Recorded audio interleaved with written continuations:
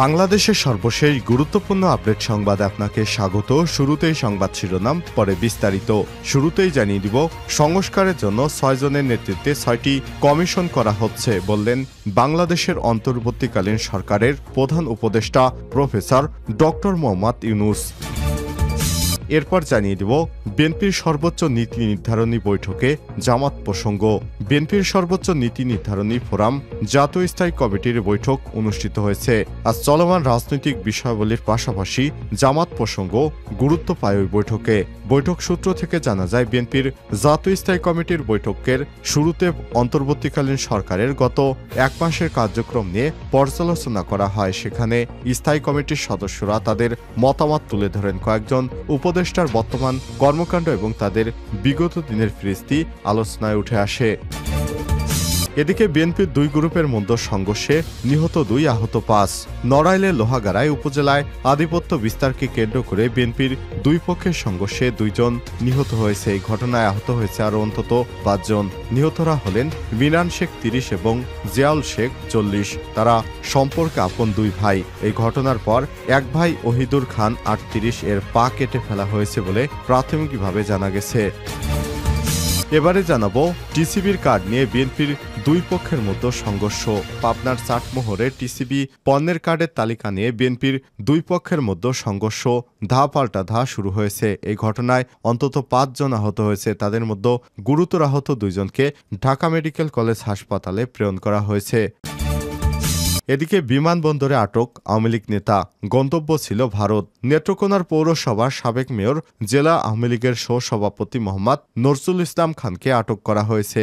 আজ ভারতে পালিয়ে যাবার উদ্দেশ্যে হযরত শাহজালাল আন্তর্জাতিক বিমানবন্দরের ইমিগ্রেশন পার হওয়ার সময় কর্তব্যরত পুলিশ সদস্যরা তাকে আটক করে। আজ বিকাল 3টায় সব তথ্য নিশ্চিত করেছেন নেত্রকোনার পুলিশ সুপার মোহাম্মদ ফয়েজ আহমেদ।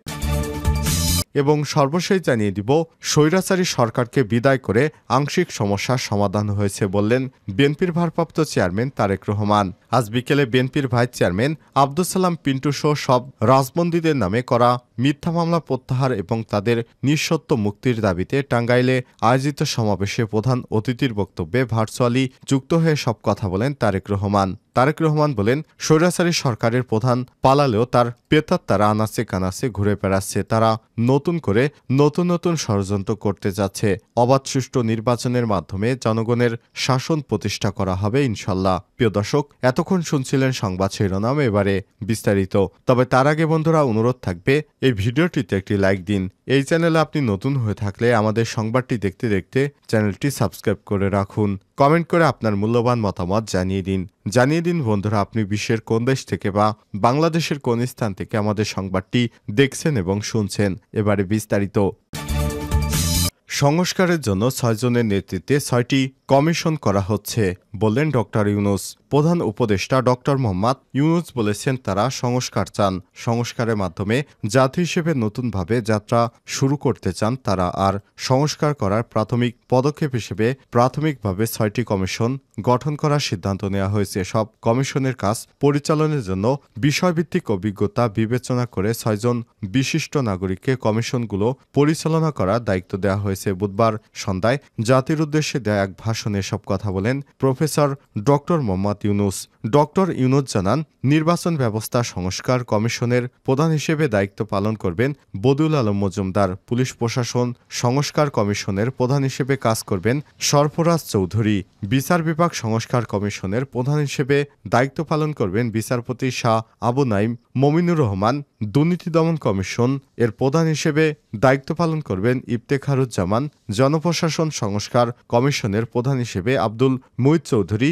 সংবিধান সংস্কার কমিশনের প্রধান হিসেবে শাহউদ্দিন মালিকের দায়িত্ব পালন করবেন। প্রধান উপদেষ্টা জানান, এসব কমিশনের অন্য সদস্যদের নাম কমিশনের সঙ্গে আলাপ আলোচনা করে তারপর ঠিক করা হবে। কমিশনগুলো আলোচনা এবং পরামর্শ সভায় উপদেষ্টা পরিষদের সদস্য, ছাত্র, শ্রমিক জনতা আন্দোলনের প্রতিনিধি, নাগরিক সমাজ এবং রাজনৈতিক দলের প্রতিনিধিরা উপস্থিত থাকবেন। পূর্ণাঙ্গভাবে গঠিত হওয়ার পর কমিশন আগামী 1 অক্টোবর থেকে আনুষ্ঠানিকভাবে কাজ শুরু করতে পারবে বলে আশা প্রকাশ করেন প্রধান উপদেষ্টা। তিনি বলেছেন, এটি পরবর্তী 3 মাসের মধ্যে সম্পন্ন হবে বলে ধারণা করছেন। কমিশনের রিপোর্টের ভিডিওতে পরবর্তী পর্যায়ে প্রধান রাজনৈতিক দলগুলোর সঙ্গে পরামর্শ সভার আয়োজন করবে। চূড়ান্ত পর্যায়ে ছাত্র সমাজ, নাগরিক সমাজ এবং রাজনৈতিক দলের প্রতিনিধি, সরকারের প্রতিনিধি নিয়ে ব্যাপক ভিত্তিক 3 থেকে 7 দিন ব্যাপী একটি পরামর্শ সভার ভিত্তিক সংস্কার ভাবনার রূপরেখা চূড়ান্ত করা হবে। এতে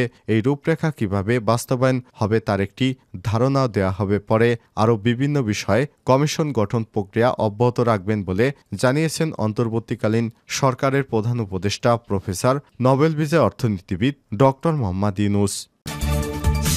বিএনপির সর্বোচ্চ নীতি নির্ধারণী বৈঠকে জামাত প্রসঙ্গ। বিএনপির সর্বোচ্চ নীতি নির্ধারণী ফোরাম জাতীয় স্থায়ী কমিটির বৈঠক অনুষ্ঠিত হয়েছে সোমবার রাতে। ওই দিন চলমান রাজনৈতিক বিষয়াবলীর পাশাপাশি জামাত প্রসঙ্গ গুরুত্ব পায় বৈঠকে।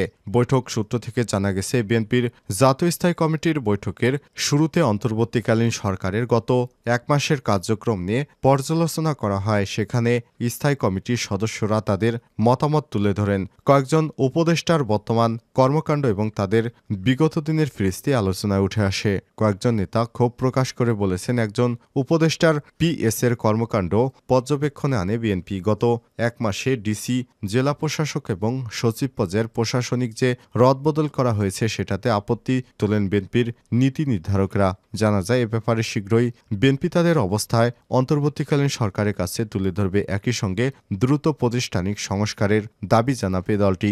বিএনপির নীতি নির্ধারণী পর্যায়ের একজন দায়িত্বশীল নেতা বলেন, রাষ্ট্র সংস্কার অন্তর্বর্তী সরকার বিএনপির সমর্থন রয়েছে। সরকার ইতিমধ্যেই 1 মাসের বেশি সময় অতিবাহিত করেছেন, কিন্তু এখনও সংস্কারের কাজ শুরু করেনি। নির্বাচনী রোডম্যাপের ঘোষণা আসেনি। বৈঠক সূত্র থেকে আরও জানা যায়, পরবর্তী পরিস্থিতিতে বাংলাদেশ জামাত ইসলাম কর্মকাণ্ড নিয়ে আলোচনা হয়েছে। সেখানে জামাতের আমির ডাক্তার শফিকুর রহমানের সাম্প্রতিক কয়েকটি বক্তব্য আলোচনা আসে। প্রসঙ্গত, গত 5ই আগস্ট সরকারের পতনের পর জামাতের কর্মকাণ্ড বেড়ে গেছে। জামাতের আমির সহ দলটির শীর্ষ নেতারা নানা কর্মসূচি নিয়ে দেশের বিভিন্ন জেলা সফর করছেন। সেখানে নেতারা বিভিন্ন বক্তৃতা করছেন। সম্প্রতি জামাতের আমির শফিকুর রহমান নির্বাচন প্রসঙ্গে বলেছেন, তারা এত দ্রুত নির্বাচন চান না। অন্তর্বর্তীকালীন সরকারকে রাষ্ট্র সংস্কারের জন্য আরও সময় দেওয়ার পক্ষে। তার এই বক্তব্য বিএনপির তীব্র প্রতিক্রিয়া সৃষ্টি করে, কারণ বিএনপি দ্রুত নির্বাচনের পক্ষে। বিএনপির 2 গ্রুপের সংঘর্ষে নিহত 2, আহত 5। নড়াইলের লোহাগাড়া উপজেলা আধিপত্য বিস্তারকে কেন্দ্র করে বিএনপির 2 পক্ষের সংঘর্ষে 2 জন নিহত হয়েছে। তারা সম্পর্কে 2 ভাই। এই ঘটনার পর তাদের আরেক ভাই ওহিদুর খান 38-এর পা কেটে ফেলা হয়েছে বলে প্রাথমিকভাবে ধারণা করা হচ্ছে। সকাল 9টার দিকে উপজেলার চর মল্লিকাপুর গ্রামে এ হামলার ঘটনা ঘটে। নিহত মিরান শেখ এবং জিয়াউর শেখ উপজেলার চর মল্লিকপুর গ্রামের মৃত সামাদ শেখের ছেলে। স্থানীয় এবং পুলিশ সূত্র থেকে জানা গেছে, নড়াইল জেলা বিএনপি যুগ্ম সাধারণ সম্পাদক ফেরদৌস শেখ এবং লোহাগাড়া উপজেলা যুবদলের সভাপতি মাহমুদ খানের মধ্যে দীর্ঘদিন ধরে স্থানীয় আধিপত্য নিয়ে বিরোধ চলে আসছে। এর ধারাবাহিকতায় সকালে ফেরদৌস এর পক্ষের মিরান এবং জিয়াউর শেখ 2 ভাই মাঠের দিকে যাচ্ছিলেন। পথে আইবের দোকানের সামনে পৌঁছলে পূর্ববিরোধের জের ধরে মাহমুদ খানের পক্ষের লোকজন তাদের উপর দেশীয় অস্ত্র দিয়ে হামলা চালায়। এতে তাদের 2 জনের মৃত্যু হয় এবং এই ঘটনায় 5 জন আহত হয়েছে। টিসিবির কার্ড নিয়ে বিএনপির 2 পক্ষের সংঘর্ষ।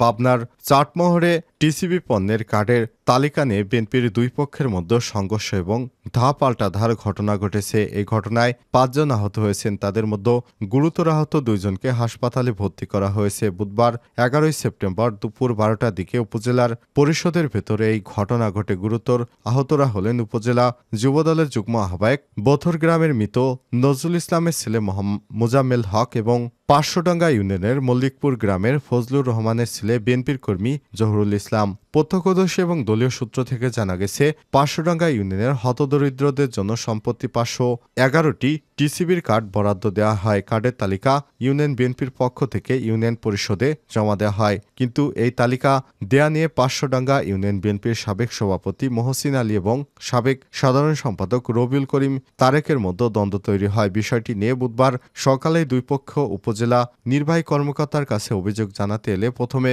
2 পক্ষের মধ্যে কথা কাটাকাটি হয়। এক পর্যায়ে 2 পক্ষের লোকজন মিছিল করার সময় সংঘর্ষের ঘটনা ঘটে। এতে আহত হয়েছে 5 জন।